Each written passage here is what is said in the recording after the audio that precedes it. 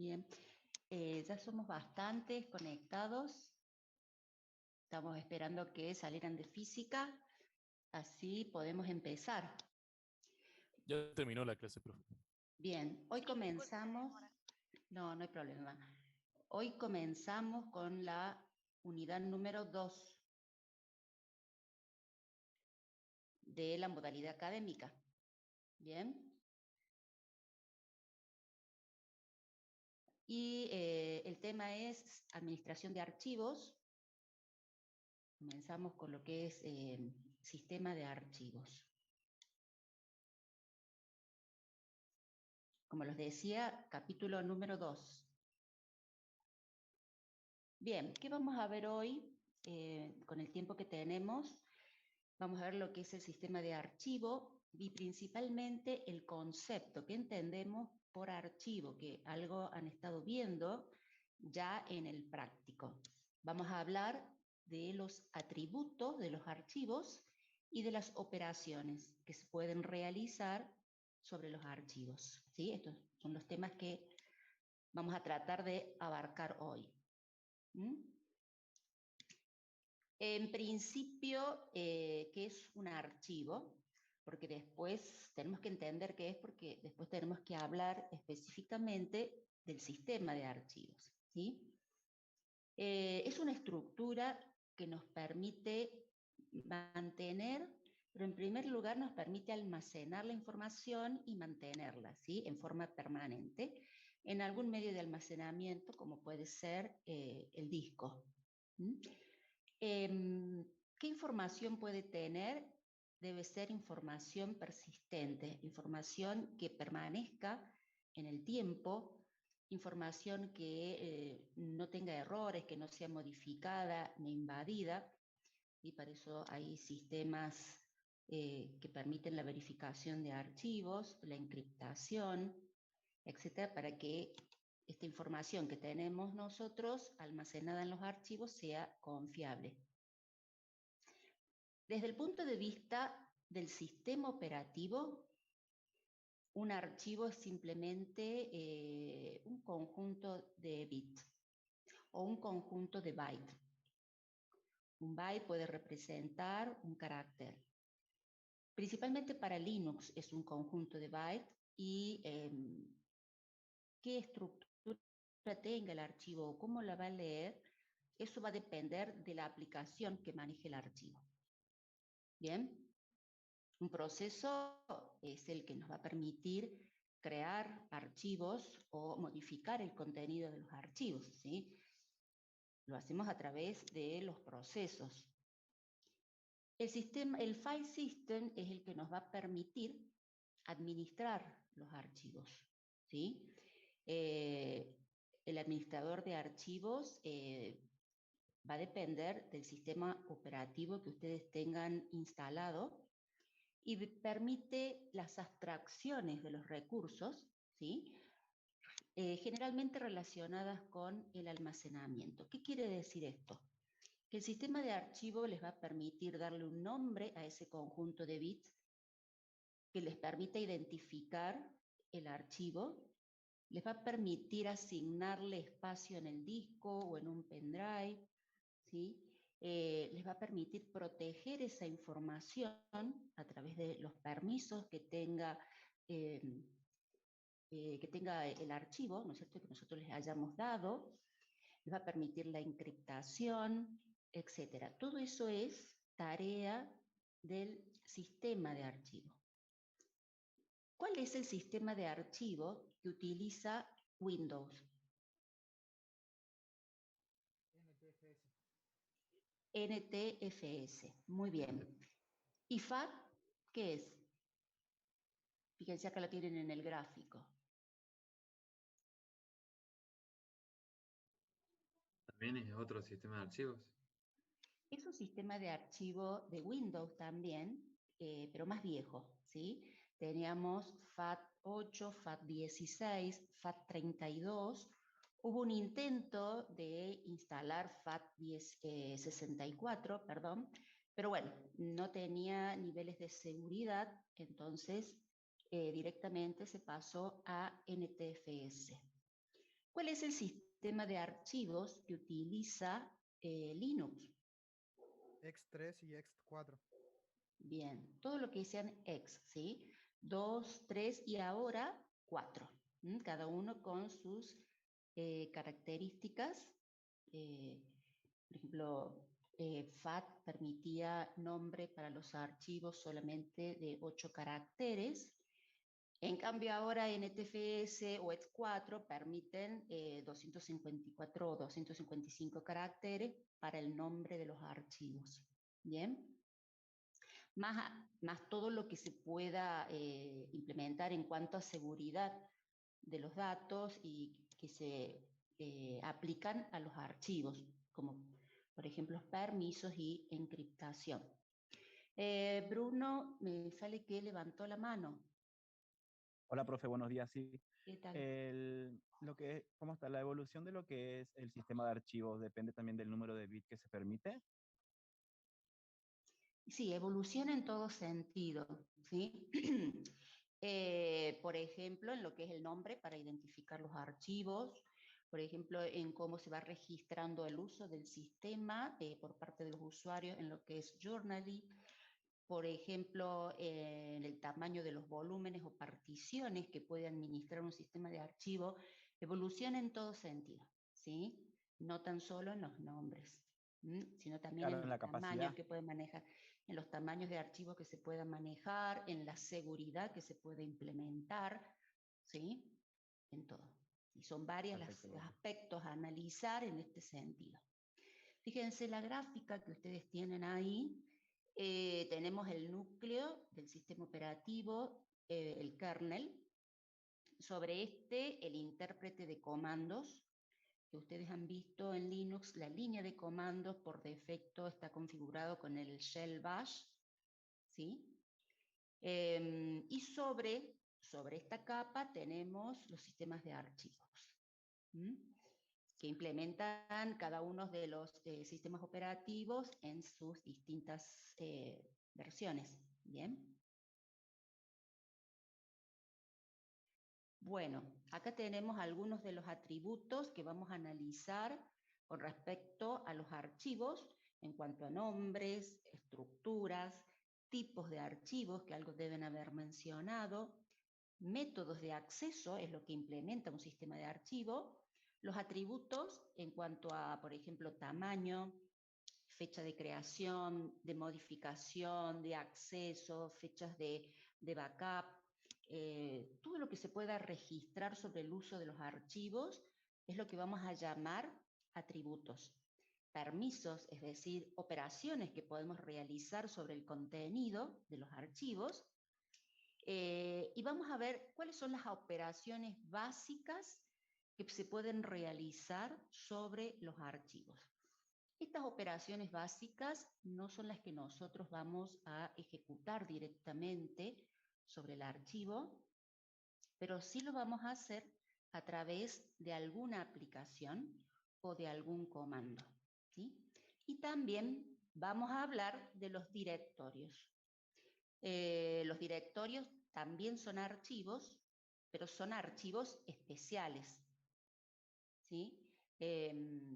Habíamos hablado en las unidades anteriores que para Linux todo es un archivo, incluso los dispositivos periféricos, y para Windows todo es un objeto al cual se le pueden asignar recursos y se le pueden asignar atributos, ¿sí? Son distintos enfoques que utilizan los sistemas operativos.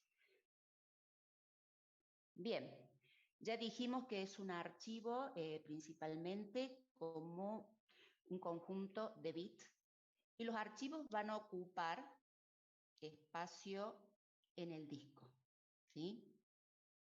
Fíjense que habla primero de direcciones lógicas contiguas, porque no necesariamente en el disco va a estar todo junto, ocupando un espacio contiguo, sino que lógicamente el sistema operativo lo puede ver contiguo, ¿sí? Y después ya todo lo que es el software más cercano al hardware es el que se va a ocupar de buscar el archivo en cada bloque del disco y llevarlo a memoria, ¿sí? Eso lo hace la capa de abstracción del hardware, que es la que permite manejar los distintos microprocesadores, placa base o todo lo que sea de los dispositivos periféricos, y lo hace transparente al uso y a la ejecución de los procesos, ¿sí? Por parte del sistema operativo. ¿Mm? Hay distintos tipos de archivos, depende de los datos que almacenan. Pueden ser numéricos o alfanuméricos o de carácter o archivos binarios, ¿sí? Los archivos binarios nosotros los vamos a mencionar cuando hablemos del kernel, por ejemplo, del sistema operativo. ¿Bien? O si no, simplemente en ASCII, con algún programita. Bien, ¿cómo lo podemos ver al archivo? Como simplemente una secuencia de bytes o que tenga alguna estructura mínima, ya sea como un conjunto de registros o como una base de datos relacional, ¿sí? Pero como les decía, la estructura que tiene un archivo va a depender de la aplicación que maneje el archivo, ¿sí? La aplicación que lo abra y lo actualice. Según lo que vieron ustedes en Linux, ¿qué tipos de archivos puede manejar este sistema operativo?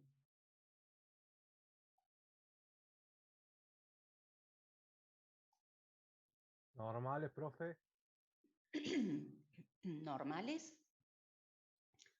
¿Cómo lo llamábamos?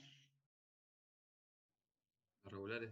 Regulares, Regulares. directorios, Selección de caracteres de bloque enlazados. y los Bien. directorios. Bien. ¿Y qué comando nos permitía ver esa información? El ls-l. LS. Bien. ¿Han estado atentos?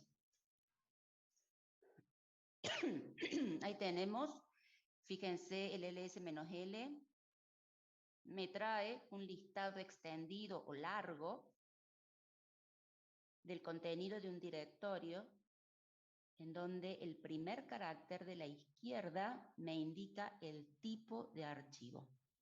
Profe, ¿Sí? estamos viendo la filmina. Por lo Ah, tanto, no sé bien. si es otra cosa. Bueno, ahora les comparto. Disculpen. Bien, ahí está, Ahí está. ls-l, Ahora sí. donde el primer carácter de la izquierda les muestra el tipo de archivo, ¿sí? Las líneas que tienen como primer carácter un guión corresponde a archivos comunes u ordinarios, que son generalmente de texto. Las que tienen una D, fíjense que están en color celeste, el nombre, son directorios. Bien, tenemos los que tienen una L, son archivos link con enlaces simbólicos, son como accesos directos. Fíjense que aquí en el nombre tenemos que A1 sim apunta a uno copia, ¿sí? Este es un enlace o un apuntador. ¿Mm? Y después tenemos, por ejemplo, no sé si me va a mostrar acá, vamos a tener que listar otro, ls-l de dep, que tiene los archivos asociados a los periféricos. Tenemos algunas líneas que comienzan con C, son archivos de tipo carácter, es decir, asociados a periféricos que transmiten o hacen la transmisión byte a byte o carácter a carácter. Son archivos especiales de carácter. Y tenemos los que comienzan, a ver si me los muestra, más arriba, con una B larga, son los archivos especiales de bloque, asociados, por ejemplo, a los discos, ¿sí? ¿Por qué? Porque transmiten la información, ¿sí? Por bloque. Por eso están asociados a los bloques. Bien.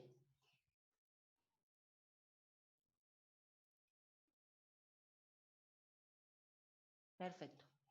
Bueno. Yo creo que, no sé si lo han visto esto, Y tienen, por ejemplo, otros atributos que ya vamos a hablar. Les muestra, por ejemplo, permisos.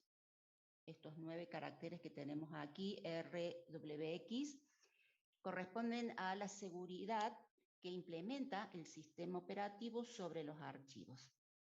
Lectura, escritura y ejecución, ¿sí? Si están activos los permisos de lectura, está la R.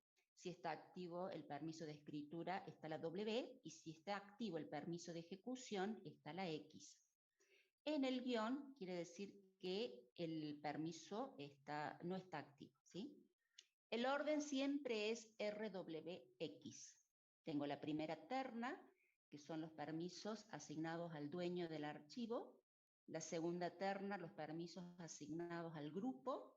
Y la tercera terna, permisos asignados a los otros usuarios. Bien.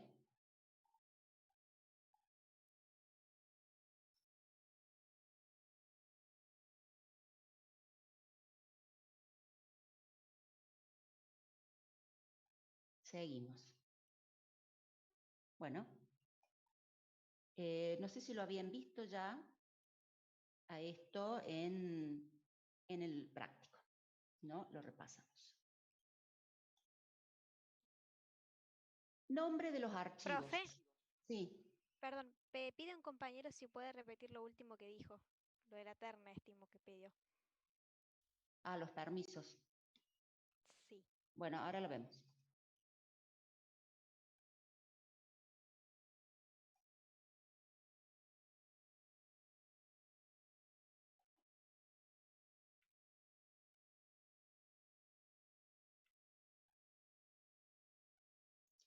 Acá en la terna yo les mostraba que después del tipo de archivos, les muestra los permisos que están activos, ¿sí?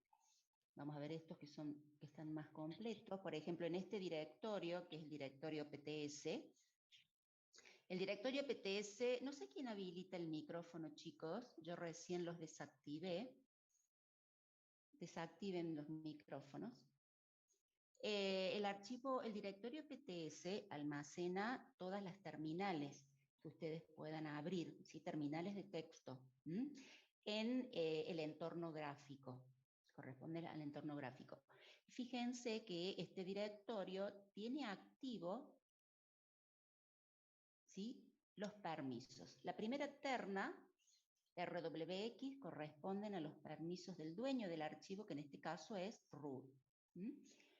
Los otros 3 corresponden al grupo y por último, los últimos 3 corresponden a otros usuarios, ¿sí? Que no son ni el dueño ni los integrantes del grupo de trabajo, ¿sí?, al cual está asignado este archivo, sino que son otros usuarios, que en este caso otros usuarios pueden leer el archivo PTS y ejecutarlo. ¿Bien? 2 participantes levantaron la mano. Bueno, ¿qué quieren preguntar?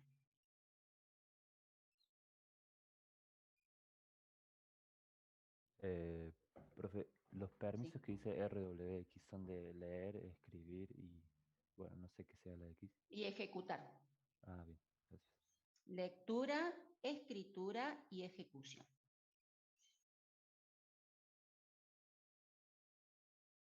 Hay otros permisos especiales que ya los van a ver ustedes en el práctico. Acá no me está mostrando ningún especial, pero bueno, yo no quería profundizar porque eso después lo van a ver ustedes. Con la profe Allende. ¿Hay alguna otra consulta? Bien. Bueno, en Windows también los podemos ver, ¿sí? Mediante las propiedades.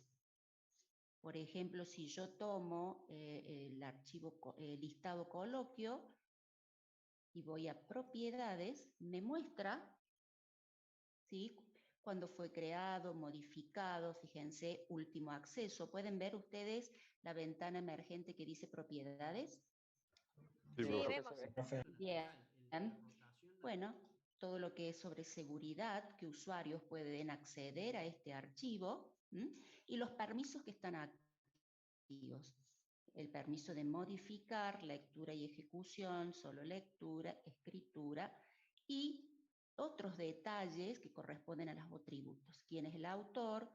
¿Quién lo modificó? ¿Sí?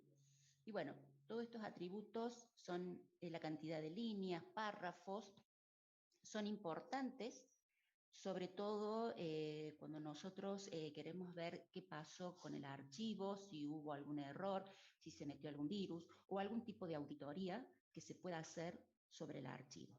¿Bien? No todos los archivos tienen la misma información almacenada, esto va a depender del tipo de archivo de que se trate. ¿Bien? Estamos hablando de los atributos, pero bien, los nombres.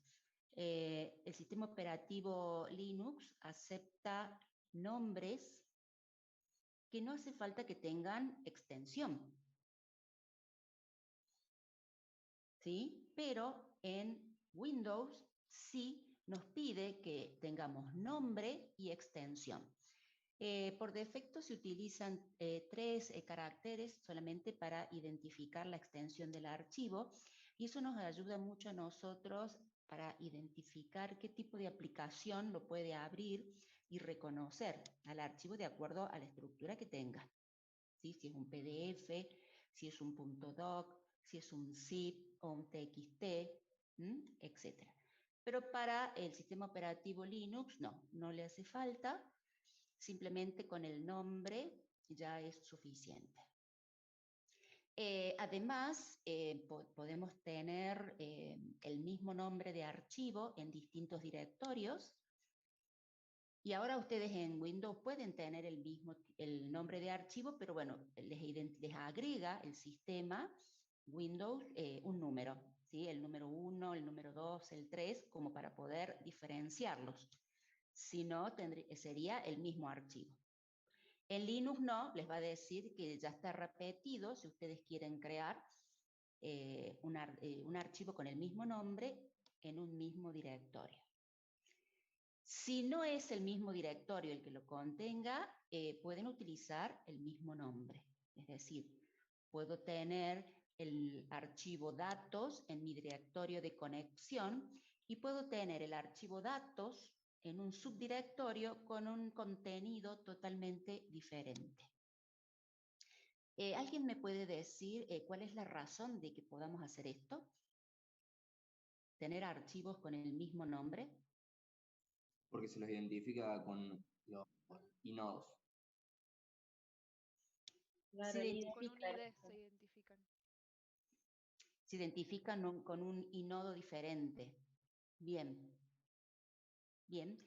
Y cuando yo lo accedo, por ejemplo, coloco cat, coloco el nombre del inodo para poder identificarlo sin que el sistema operativo se confunda, o coloco cat datos. ¿Entiende la pregunta? No, yo no entendí, profe. Por ejemplo, aquí estoy en la terminal, ¿no es cierto? ¿La pueden ver? Sí, sí, sí. Bien. Voy a poner ls. Y bueno, tengo, por ejemplo, el archivo A. Y yo pongo cat A. Me lo muestra. No hice referencia al inodo. Pero si yo en el subdirectorio clave, voy a ver qué tiene. Voy a crear cat. Voy a poner pwd mayor clave barra A. Ah, porque no está en el mismo directorio ahí. No está en el mismo directorio. Exacto. ls clave. Ahí está A. Cat. Clave barra A. Lo voy a ver. ¿Qué tiene? Tiene la salida del comando pwd, que es la ruta al directorio activo. Fíjense, yo no hice referencia al inodo del archivo. Yo cuando puse aquí cat clave A, hice referencia al nombre del archivo. Y más arriba, ¿qué puse? A ver. Vamos a ver, me pasé un poquito. Cat A. Tampoco hice referencia al inodo. Sin embargo, fíjense que el contenido del archivo A es distinto. Entonces, ¿a qué se debe que yo pueda usar el mismo nombre para acceder a archivos diferentes, que tienen, por supuesto, distinto inodo? En Linux, ¿no?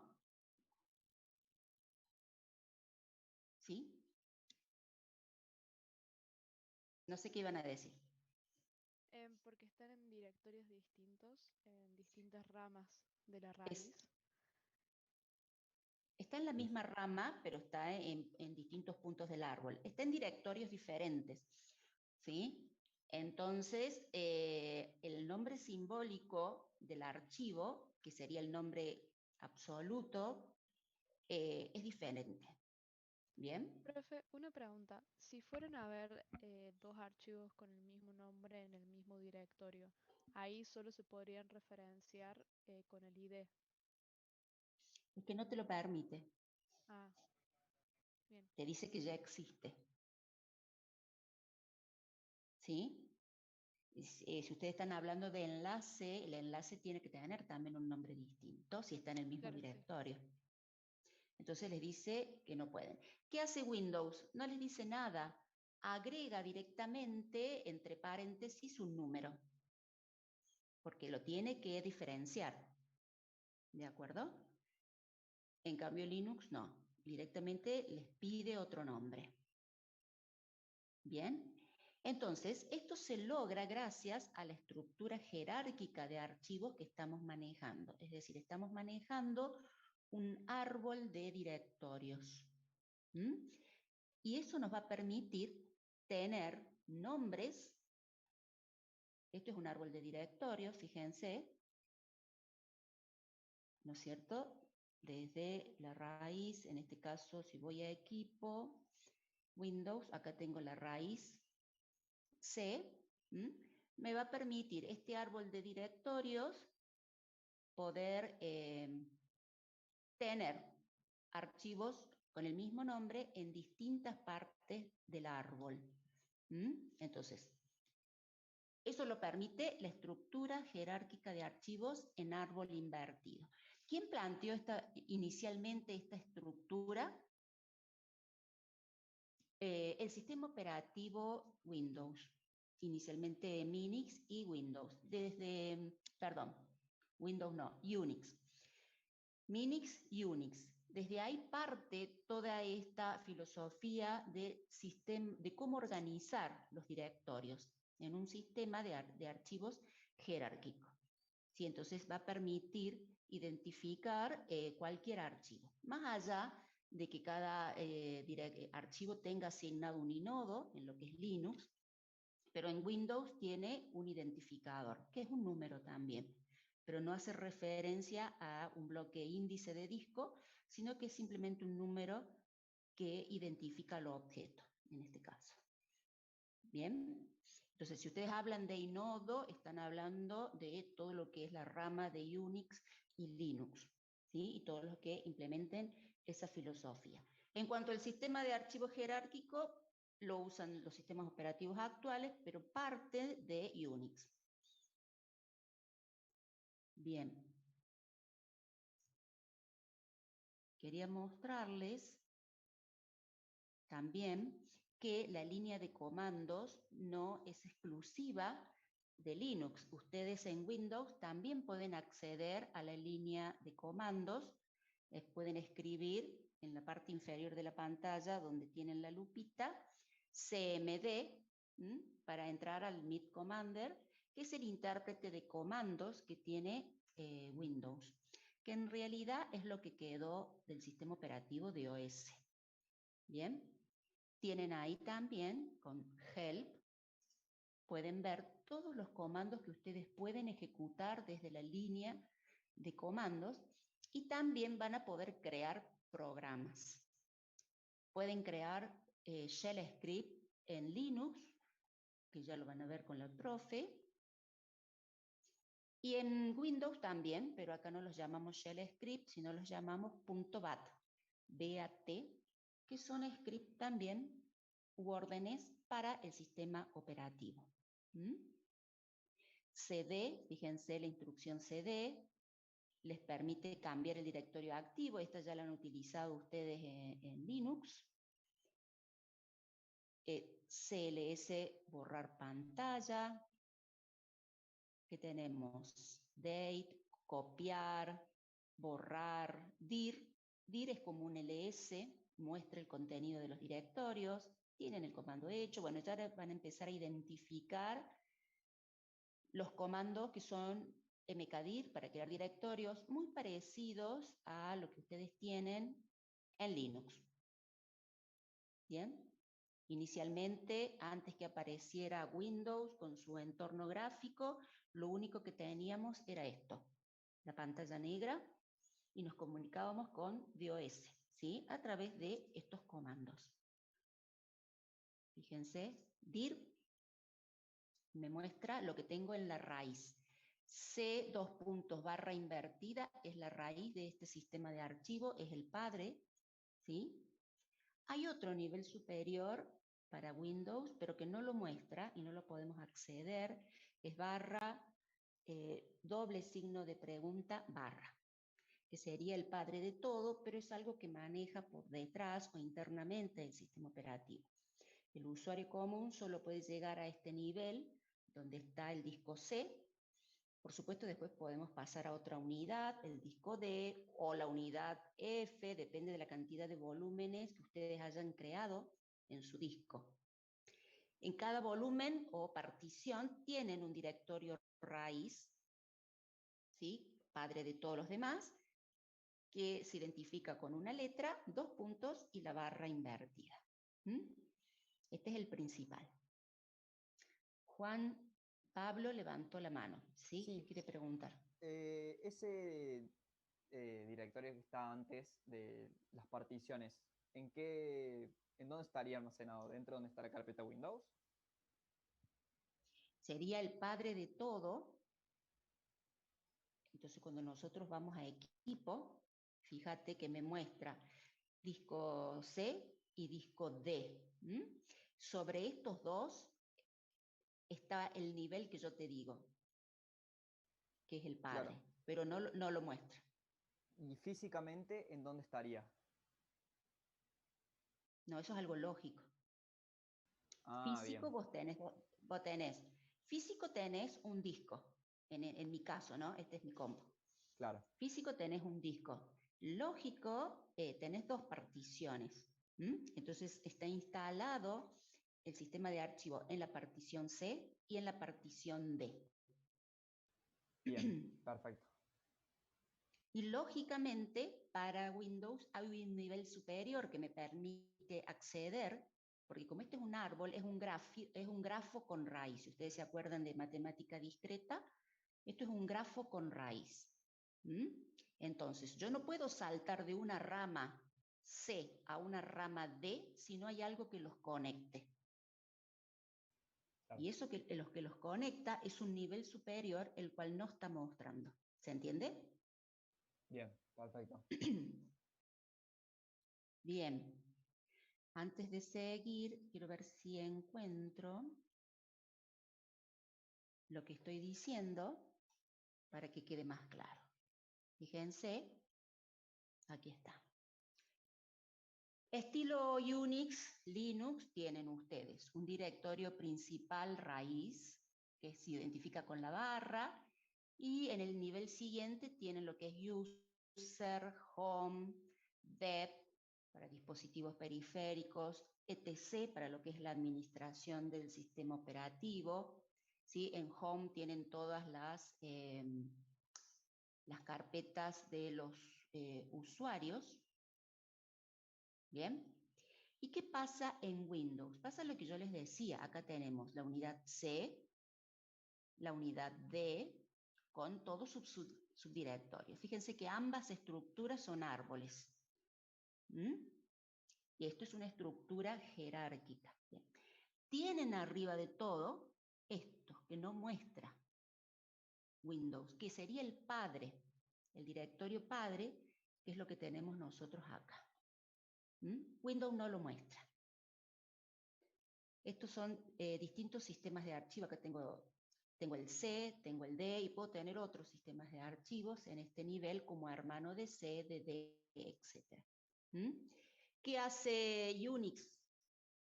Lo que lo muestra bajo la raíz, lo puede mostrar bajo un subdirectorio MNT, pueden montar ahí otro sistema de archivo que corresponda a un pendrive, ¿sí? O que corresponda a un disco extraíble o a un CD, o también lo pueden poner en media, ¿sí? Entonces todo se monta bajo la raíz.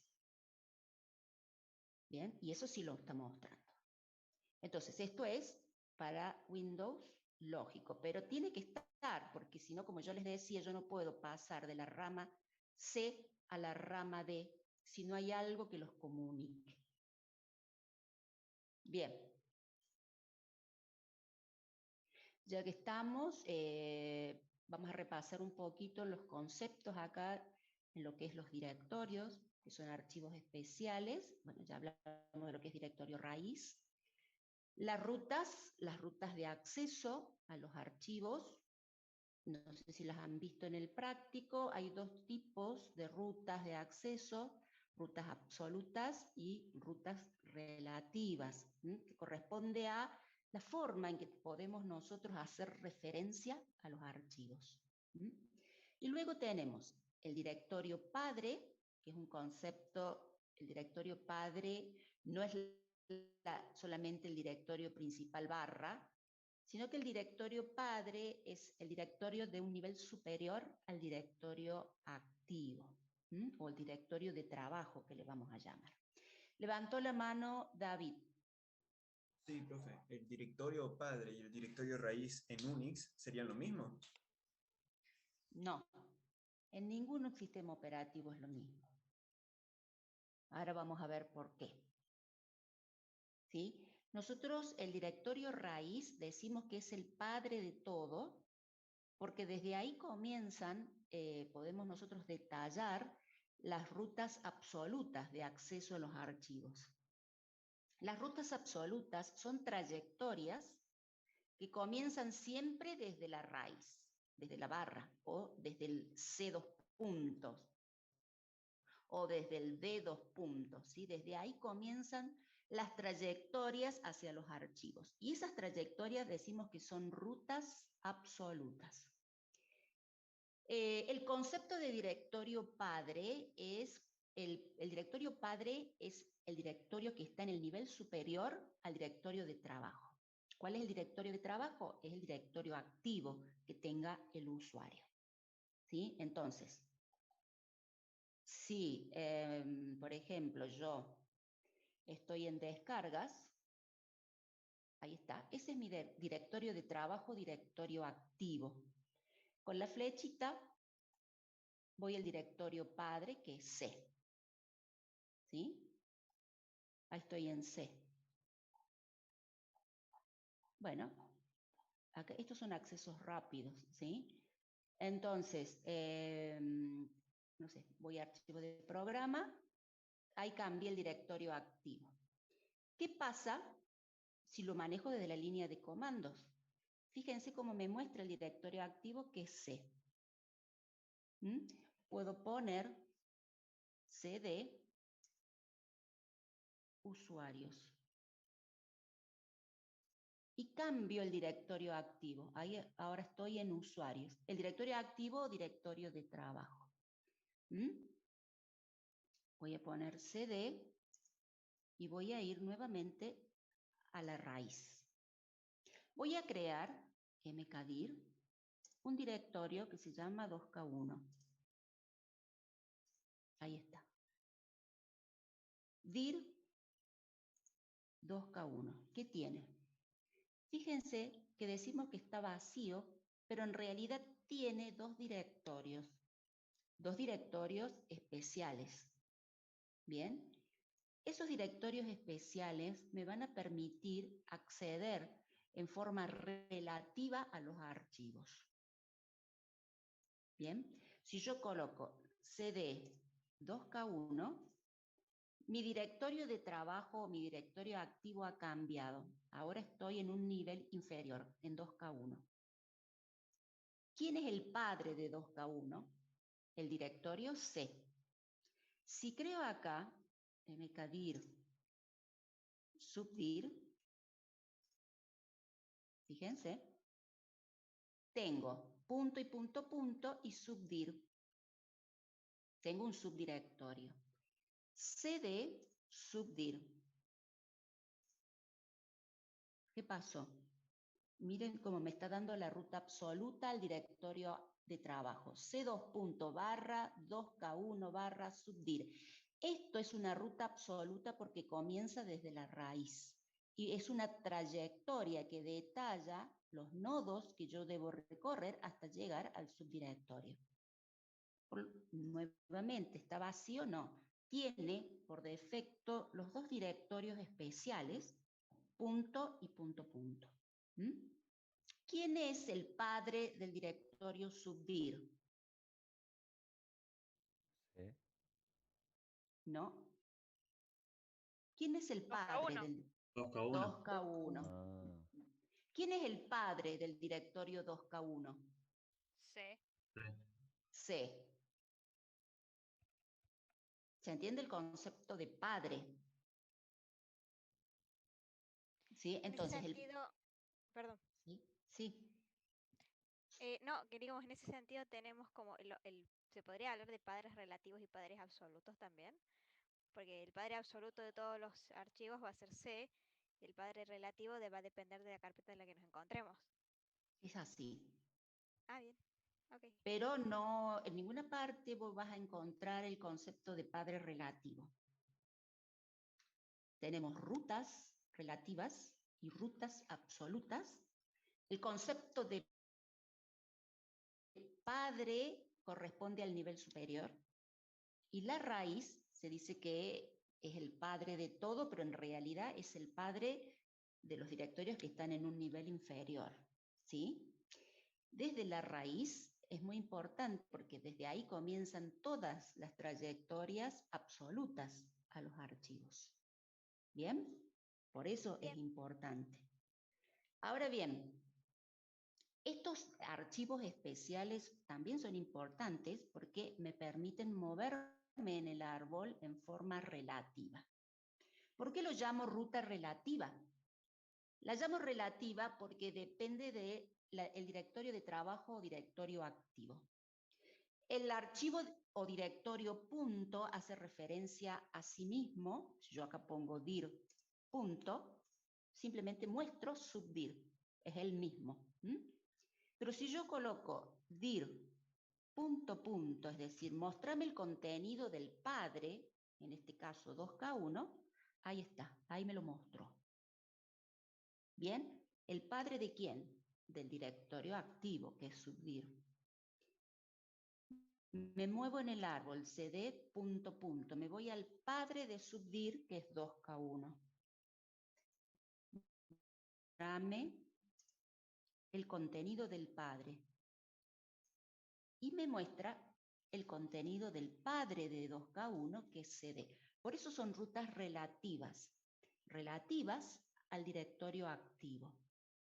Bien, fíjense, yo puedo mostrar, poner dir, punto, punto, apunto al padre, a C. Y de ahí bajo porque quiero ver el contenido de usuarios. Como es un árbol con raíz, así como vieron en grafo, utilizo rutas, ¿sí? Y la ruta es trayectorias, perdón, desde un nodo, en esto desde el nodo 2K1 al nodo usuarios. Y voy siguiendo las ramas. Subo con punto punto hacia la raíz que es C y bajo por otra rama que es la de usuarios. Y me va a mostrar el contenido del directorio usuarios. Accedí al contenido del directorio usuarios con una ruta que la voy a llamar, no sé si voy a poder pintar, relativa. y no lo hice con una ruta absoluta que podría haber sido esta. Fíjense la diferencia. La ruta absoluta comienza con C2 punto barra, pero la relativa comienza desde el directorio activo. Bien. ¿Y esos son los dos? Sí. ¿Qué significaban los dos puntos? No sé quién quería preguntar. Los dos puntos es un directorio que te permite acceder al directorio padre, al directorio del nivel superior. Por eso va a depender del directorio activo. Fíjate que todos los directorios se crean con los archivos especiales punto y punto punto. ¿Bien? ¿Qué pasa con Linux? Quizás acá sea más fácil verlo.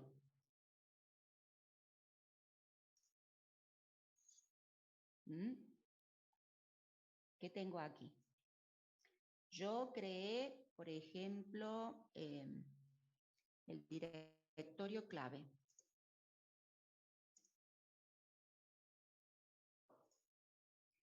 Les muestro acá,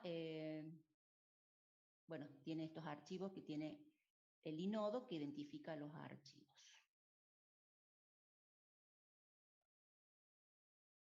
Lo que voy a hacer es listar el contenido del directorio activo y acá tengo, a ver, clave. Tiene inodo, fíjense, 286.673.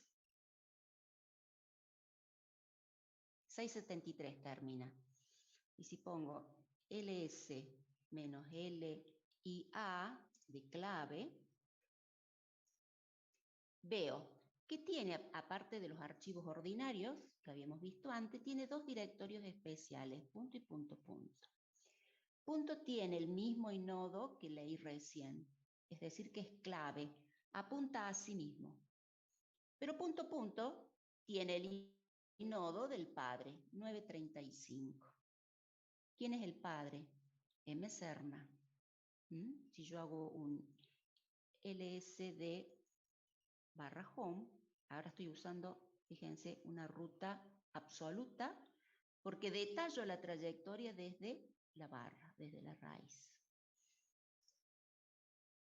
Tengo que mserna tiene el inodo 286.935, igual que este.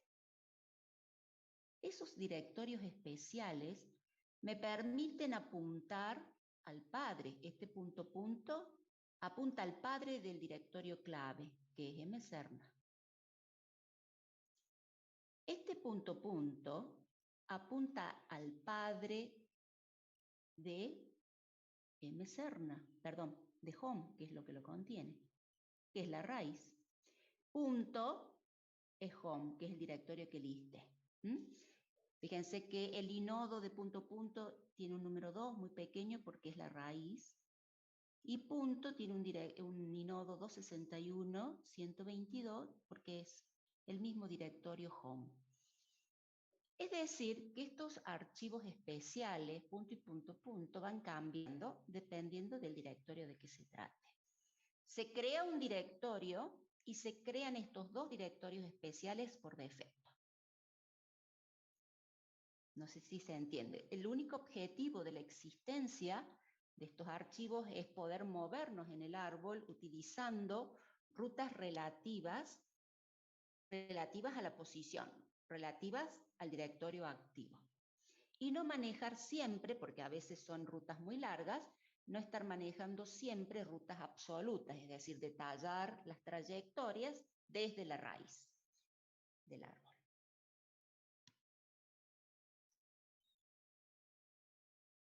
No sé si quedó claro o...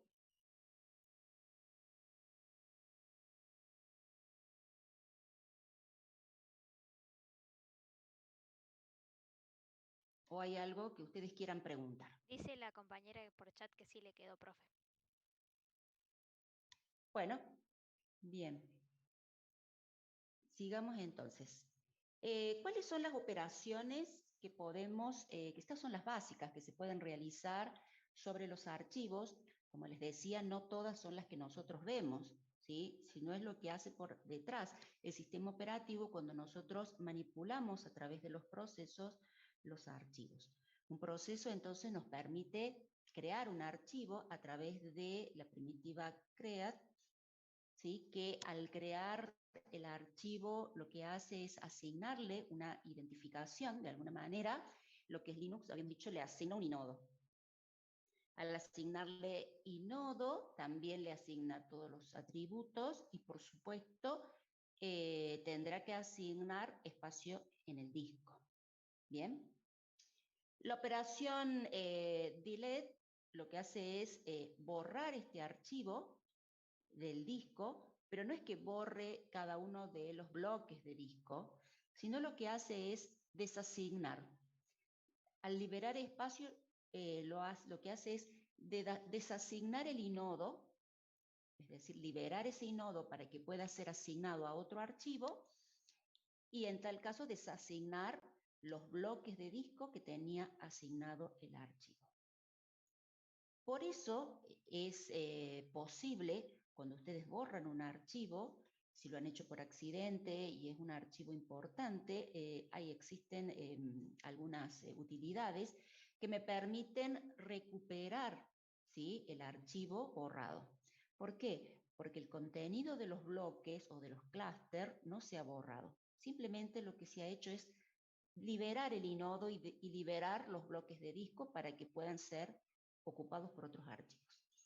Por supuesto que si después se empiezan a grabar otros archivos o a hacer un uso intensivo del disco, sí, la información se sobreescribe, ¿sí? Pero mientras no haya ocurrido esto, es posible recuperar, ¿sí? Es recuperar los bloques del archivo que se había borrado. ¿En qué consiste la operación open? Cuando se abre un archivo, lo que hace el sistema operativo es identificar el archivo de que se trate a través ya sea del nombre simbólico que le hemos dado nosotros, por ejemplo, archivo A, archivo datos, archivo listado, ¿sí? A través de ese nombre simbólico se obtiene el inodo o el identificador de archivo y en base a esto se accede a los atributos. De ahí podrás ver si el usuario que ha pedido que se abra el archivo puede hacerlo, qué permisos tiene sobre el archivo, el proceso, ¿sí?, que lo está llamando, y en base a eso lo que se hace es buscar las direcciones de disco, ¿sí?, y todo se sube a memoria. Se sube a memoria las direcciones de disco, ¿sí? Todavía no se sube el contenido del archivo, sino que se prepara todo como para que después pueda leerse los bloques de disco a medida que se vayan necesitando y se van subiendo a memoria. ¿Bien? ¿Qué significa la operación close o cerrar el archivo? ¿Sí? Es simplemente desocupar espacio en memoria y desocupar espacio en los que son las tablas de administración. Hemos visto que tiene tablas de administración, el sistema operativo, que corresponde a tablas de procesos, tablas de memoria, tablas de archivos, tablas de entrada-salida. Entonces, close significa borrar el archivo de estas tablas de administración, ¿sí? No es que lo vayan a borrar, sino que se libera esas entradas de las tablas de administración.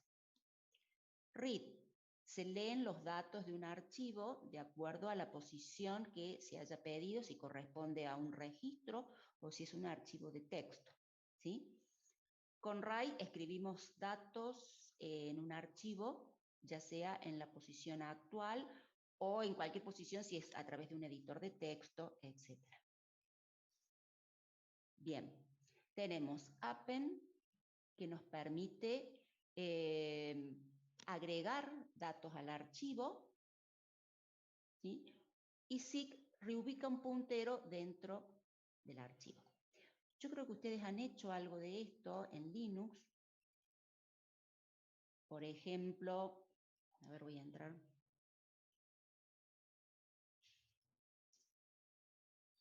Por ejemplo, puedo crear un archivo con cat y llamarla personal, espero no tenerlo. Y bueno, pongo mi nombre y lo grabo. Estoy escribiendo sobre el archivo. Y puedo hacer un append, agregar líneas a mi archivo.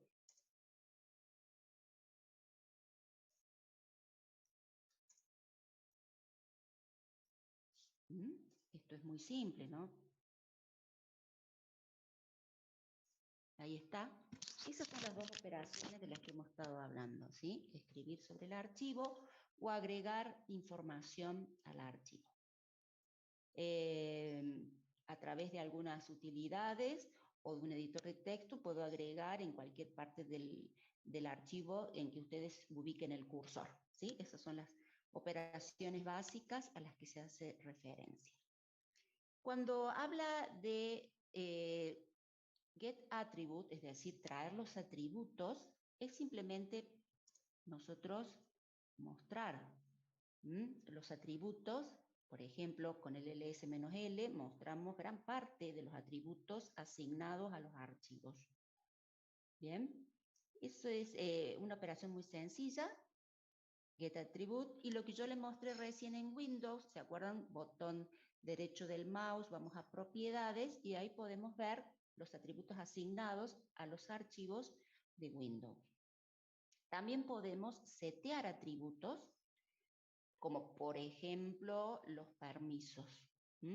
Ustedes después van a ver y van a explayar el comando chmod que les permite asignar permiso a los archivos. Fíjense acá, por defecto crea los archivos ordinarios o comunes activando el permiso de lectura y escritura, RW. Para el dueño, para el grupo y para los otros solamente lectura. Y por defecto, para los directorios, activa lectura, escritura y ejecución, tanto para dueño y grupo, pero para otros usuarios activa por defecto lectura y ejecución. Bien, ya van a ver ustedes los distintos modos. Yo no quiero entrar en el práctico, solo va a dar la profe, cómo cambiar y cómo setear estos atributos de los permisos, ¿sí? El permiso activo que siempre tiene que estar es el de ejecución en los directorios, fíjense, porque les va a permitir a ustedes realizar o ejecutar comandos sobre los directorios. Bien, y con respecto a Windows, simplemente botón derecho sobre el archivo, van a propiedades y ahí ustedes pueden activar el permiso de lectura o el de ejecución sobre los archivos o desactivarlo y dejarlo como un archivo protegido. Bien. Y bueno, renombrar archivos, cambiarle el nombre. El nombre es el nombre simbólico, chicos, que es el nombre que nosotros les damos. No sé, listado, datos. Bien, es lo que vamos a cambiar. Pero también en Linux, el renombrar, utilizamos el mismo comando de mover. Es decir, mover el archivo en el árbol significa para Linux también renombrarlo, porque va a tener otro nombre simbólico, ¿sí? No es tan solo el nombre que nosotros le damos, sino que es la ruta de acceso al archivo. Yo quería mostrarles, por ejemplo, si yo tengo el archivo /home mserna /dato, ese es un nombre simbólico. Se lo puedo cambiar a través del comando mb, que va a permitir renombrar archivos, pero también nos permite moverlo en el árbol. Puedo poner, por ejemplo, que se llame ahora /home /dev dato. Fíjense que el archivo dato ya no está en el subdirectorio mserna, sino que está en deb. No tan solo que le cambié el nombre, al cambiar el nombre hace referencia a este nombre simbólico, que es todo, la ruta hasta para poder acceder al archivo. Fíjense que ahora el nombre simbólico es /home deb dato. Y eso lo puede hacer con el comando mb. ¿Qué estoy modificando aquí? ¿El archivo dato? No. Estoy modificando el contenido de los directorios. Los directorios los podemos imaginar como una tabla donde tienen la forma, el nombre del archivo, en este caso dato, y la forma de acceder a ellos, que en Linux sería el inodo. Esa información ya no está más en mserna.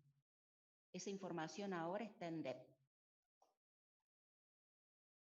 Por eso es una forma de mover o renombrar el archivo, ¿sí? Y para Linux es lo mismo.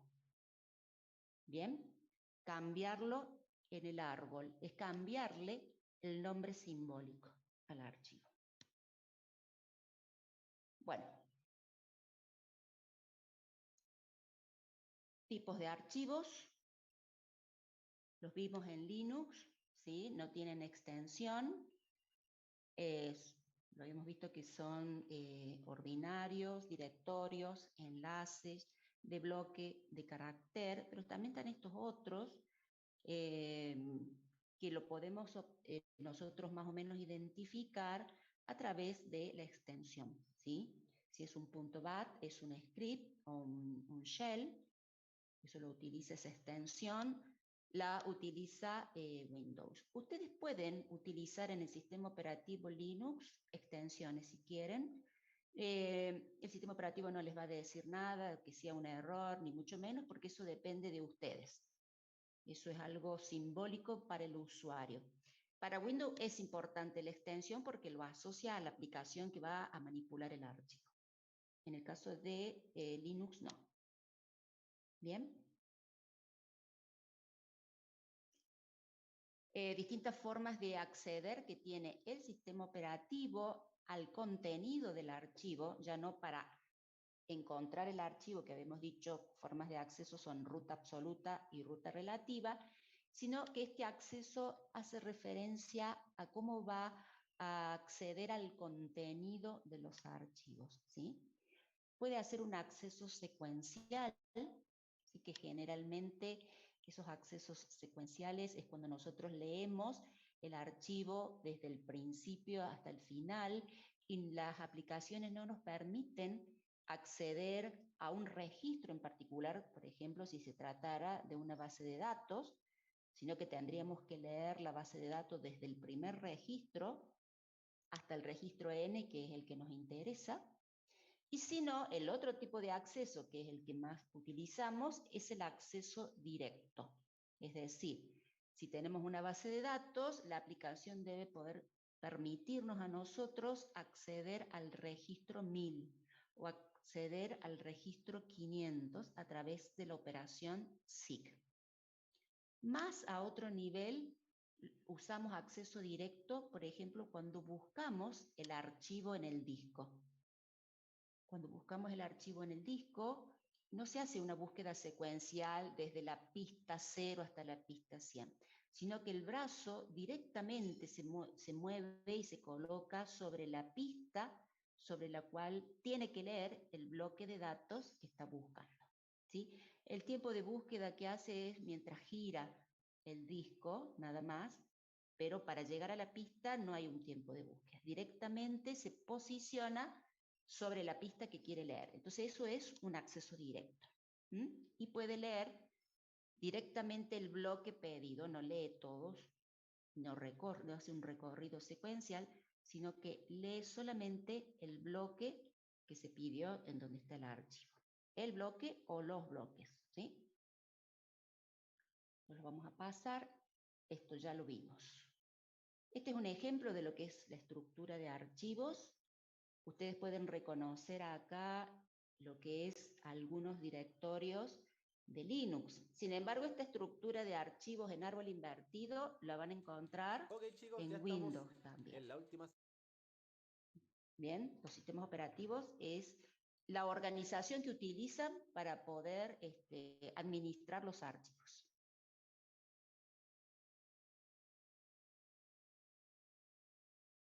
Bien, y operaciones con los directorios. Podemos crear directorios vacíos, que como vimos no están totalmente vacíos, sino que tienen los dos directorios especiales, punto y punto, punto. Un directorio lo podemos ver como una tabla, ¿sí? A mí no me gusta mucho la definición de contenedor de archivos, porque también lo suelen utilizar para definir discos o para definir particiones, contenedor de archivos. No contiene archivos un directorio, contiene información para acceder a los archivos. En Linux, ¿qué va a contener un directorio? El nombre simbólico y el inodo. ¿Qué va a contener Windows, por ejemplo? Mínimamente va a contener el nombre simbólico y el identificador de archivo. Alguna información que me permita de alguna manera conocer en dónde está el archivo, ¿sí? El inodo lo que contiene es un bloque de disco que contiene todos los atributos del archivo y la dirección de los bloques de datos, ¿sí? Donde está realmente el archivo en el disco. En cambio, en el sistema operativo Windows, el mismo directorio contiene toda esta información, es decir, todos los atributos y los bloques o clúster de donde por lo menos comienza el archivo. ¿Sí? O sea que los atributos están en el mismo directorio en Windows. Podemos borrar el directorio, ¿sí? Con delete. Lo que significa en Linux borrar es principalmente liberar el inodo, liberar ese bloque índice para que pueda ser accedido, asignado cuando se cree otro directorio. Bien, abrir el archivo es simplemente accederlo para poder leerlo, ¿sí? Cerrarlo al archivo directorio como es un archivo, como habíamos dicho, open y close, es simplemente llevar esta información a memoria RAM y close significa liberar RAM. Bueno, leer el contenido del directorio. Ya van a ver en el práctico, para poder acceder al contenido de los directorios, no tan solo tienen que tener activo el permiso de lectura, sino que también tienen que tener activo el permiso de ejecución. Ustedes dirán, bueno, pero un directorio es un archivo ejecutable. No, no es un archivo ejecutable. El permiso de ejecución permite, sobre los directorios estoy hablando, que se puedan ejecutar sobre él comandos, como por ejemplo el comando ls o el comando find, ¿sí? Que se puedan realizar búsquedas y ejecutar comandos sobre él. Bueno, rename cambia el nombre del archivo, que ya hemos visto, que incluye la acción de moverlo dentro del árbol. Eso también es cambiarle el nombre, ¿sí? Al archivo, en este caso los directorios. Estas operaciones del link o un link son operaciones que actualizan el contenido de los directorios, enlazar, ¿sí? O desenlazar, pero no son operaciones que se puedan realizar sobre los directorios, no sé si se entiende. No puedo enlazar un directorio, lo que puedo enlazar es un archivo, ¿sí? Pero el crear enlaces es como crear nuevas entradas sobre los directorios. Voy a crear o agregar una línea más con información sobre este enlace, ¿sí? Por eso se actualiza el contenido de los directorios. Y por eso forman parte de las operaciones de directorios. Bien, ¿tenemos alguna pregunta hasta aquí?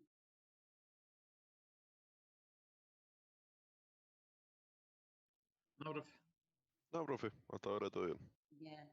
Bueno, el tema que sigue, esto es enlace duro, que son los dos tipos de enlaces que se pueden hacer sobre los archivos, enlaces duros y enlaces simbólicos. Yo los voy a mencionar, pero bueno, me gustaría que lo vean más en el práctico. Bien, vamos a ver, en Windows no tenemos el concepto de enlace duro, pero sí el concepto de enlace simbólico. Hay dos tipos de enlace, el enlace que lo llamamos recién link y unlink. El link, hay dos tipos de link, el duro y el simbólico. El duro solo lo podemos realizar sobre Linux. En cambio, el enlace simbólico también lo podemos realizar sobre Windows. Bien, fíjense. La segunda columna, cuando nosotros listamos los atributos, fíjense que es un número. 1, 2, 2, 2, alguno puede haber 3 o más. Vamos a ver. ls menos l de la raíz. Fíjense estos números. 2, 3, 16, 131, 5, 203. En esta columna lo que tenemos es el contador de enlaces, contador de link.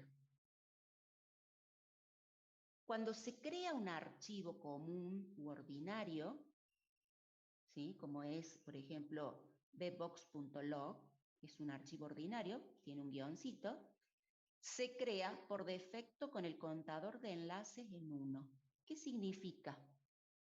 Significa que voy a apuntar al inodo de este archivo, desde la raíz,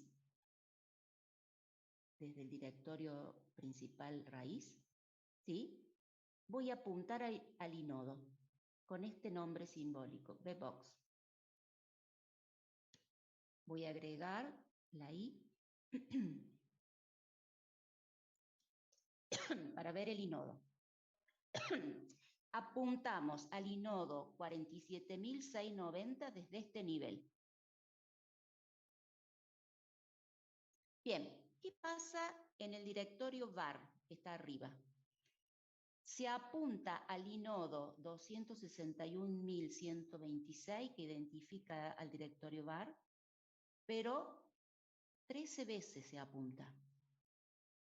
El contador de enlace está en 13, es decir que ese inodo tiene 13 punteros. No necesariamente desde este nivel lo estoy accediendo.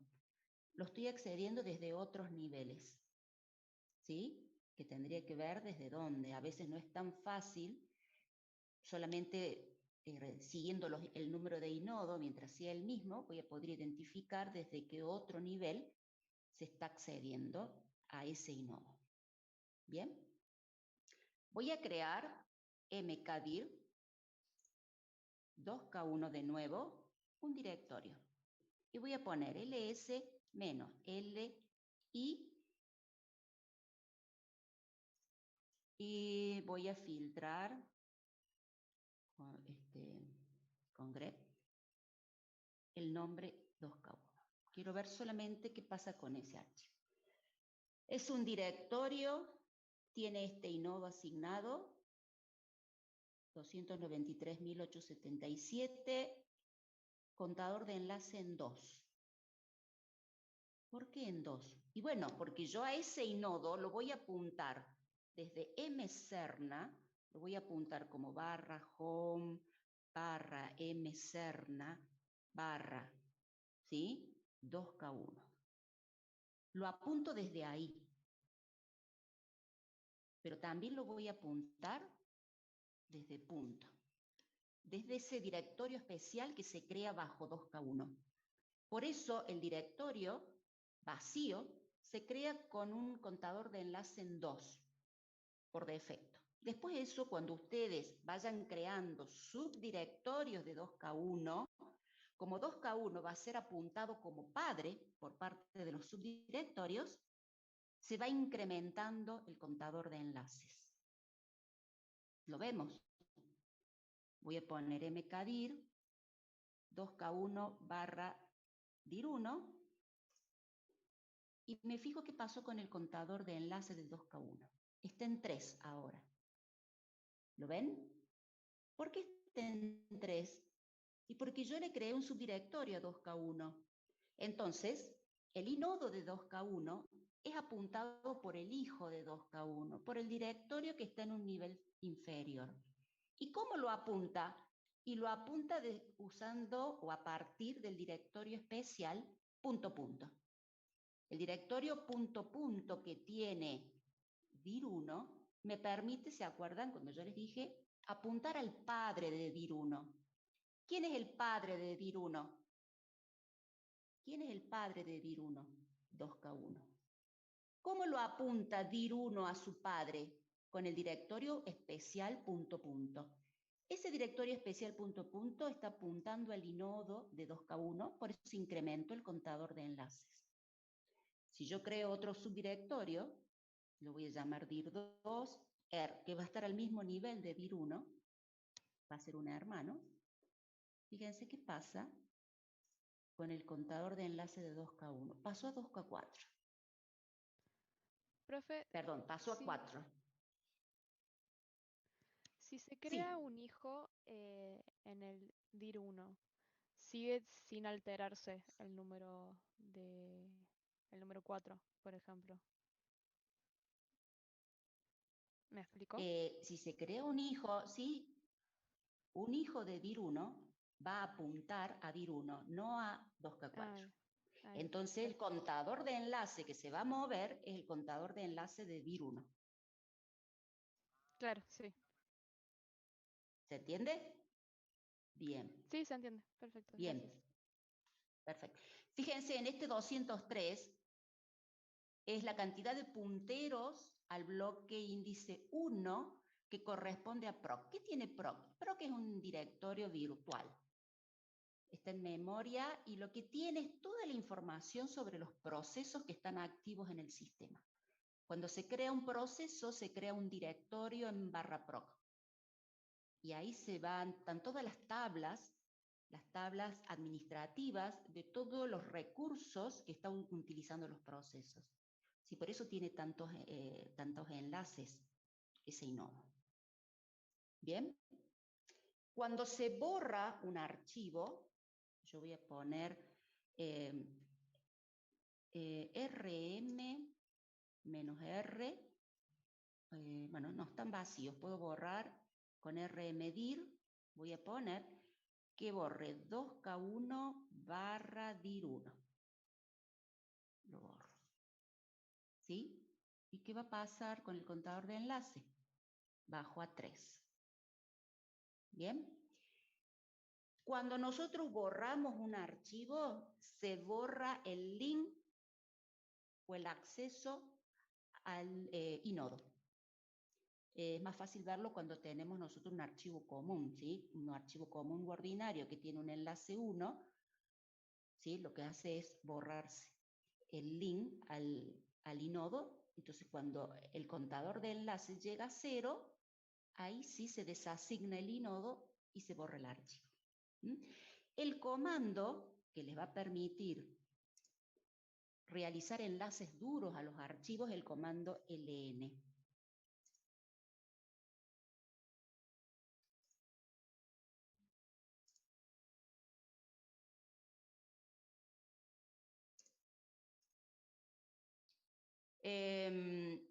Acá tengo el archivo A, fíjense, tiene contador de enlace en 2 ahora porque pude crearlo con el comando ln.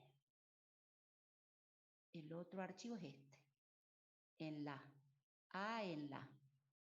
Fíjense que tiene el mismo inodo, 286.999. ¿Por qué? Porque creé simplemente un link al bloque índice. Crear un enlace duro me va a permitir compartir archivos sin que el archivo tenga que estar duplicado o triplicado físicamente en el disco. Simplemente accedo al inodo y por lo tanto accedo al archivo. ¿Sí? El enlace duro tiene la particularidad de que solamente puede implementarse en el mismo sistema de archivo. Yo no puedo hacerlo en un archivo en un archivo que esté en otra partición o en otro volumen. No puedo enlazar directorios, ¿sí? El enlace que está haciendo aquí, fíjense que se mueve el contador de enlace de los directorios, lo hace el sistema operativo al crear subdirectorios. Pero por medio del comando ln solamente ustedes pueden crear link de archivos ordinarios, comunes o especiales, pero no de directorios. ¿Sí? Y los enlaces duros como este, es decir, apuntar al inodo, solo puedo hacerlo con respecto a una partición, solamente a este volumen o este sistema de archivos.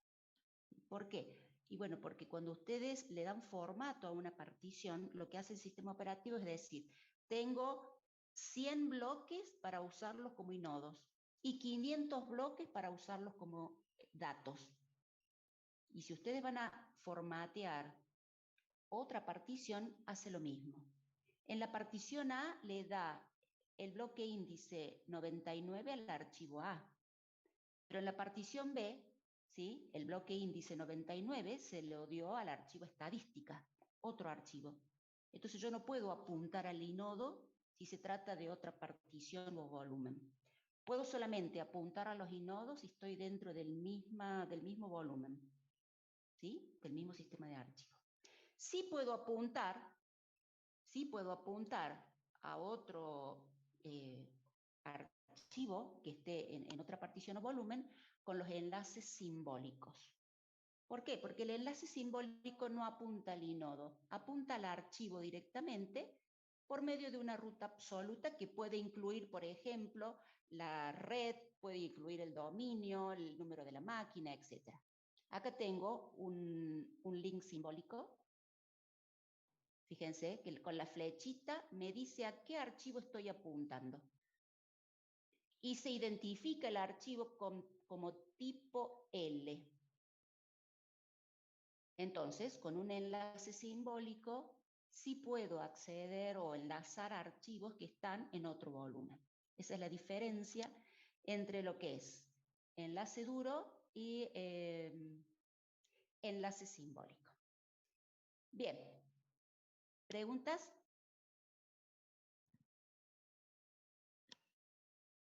Vamos a llegar hasta acá. Fíjense, bueno, esto es un poquito más de lo que hemos visto.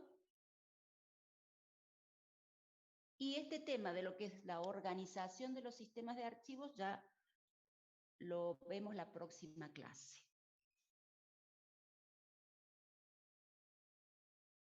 Bien. ¿Tienen preguntas, chicos? Profe, la arquitectura de los sistemas de archivos también lo vamos a ver la clase que viene. ¿A qué te referís con arquitectura de los sistemas de archivos? Es algo que lo vi en el libro de Stalin cuando estaba leyendo la unidad que decía la mayoría académica. Había toda una parte dedicada a la arquitectura que ahora bien no me acuerdo, pero tengo acá un grafiquito escrito que empieza con el programa usuario y después tiene un par de capas. Por ejemplo, tiene los métodos de acceso, la entrada y salida lógica, después dice supervisor básico, entrada y salida,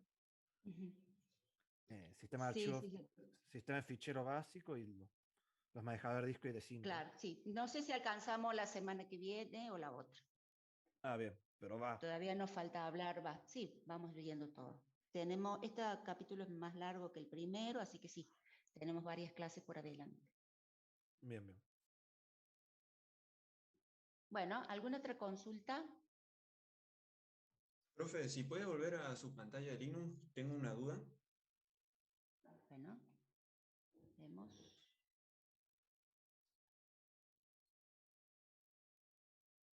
Acá. Es referido a las columnas. El nombre de las columnas. El primero es el inodo, después tenemos la primera letra que es el tipo de archivo. Sí. Después estarían los permisos. Sí. Después estaría el contador de enlace, el usuario que lo crea al archivo. Y el número que sigue, que es antes de la fecha. Ese es el grupo. Tenemos dueño, grupo y la fecha de creación. El grupo de trabajo del usuario, porque el usuario puede pertenecer a más de un grupo de trabajo. Entonces, a lo mejor el usuario Mecerna creó este archivo cuando pertenecía al grupo de trabajo, por ejemplo, trabajo práctico, ¿sí? Y después puede crear otros archivos pertenecientes al grupo, no sé, AED. Entonces, como un mismo usuario puede trabajar con distintos grupos de trabajo y puede ir migrando de uno a otro, en cada grupo de trabajo va a tener distintos permisos.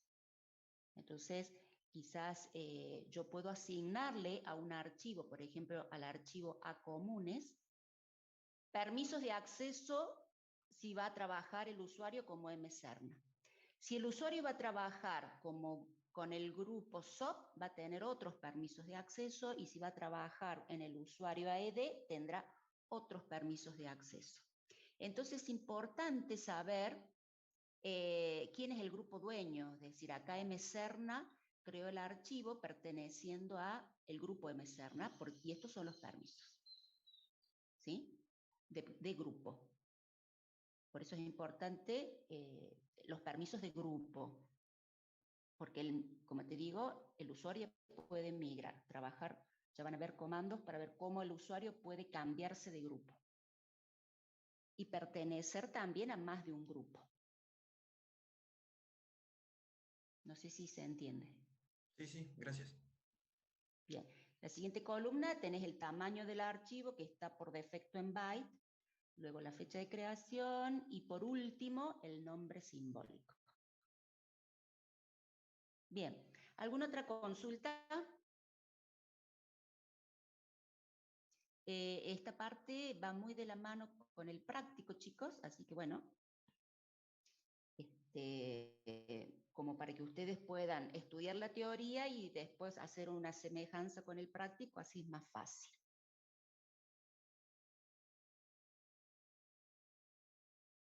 Bien.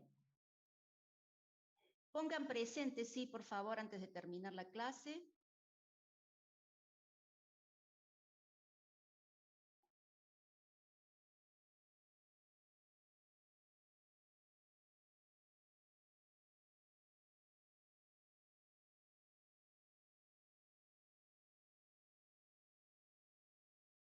Bien.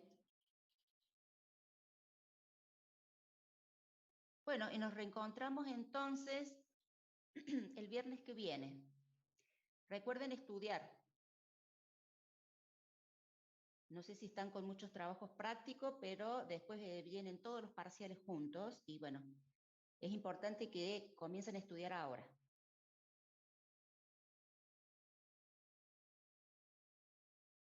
Bien, nos vemos, chicos. Nos vemos, profe. Buen fin de semana. Cuídese. Gracias. Profe, buen fin de. Igualmente. Hasta luego, gracias. Ojo, profe. Hasta luego.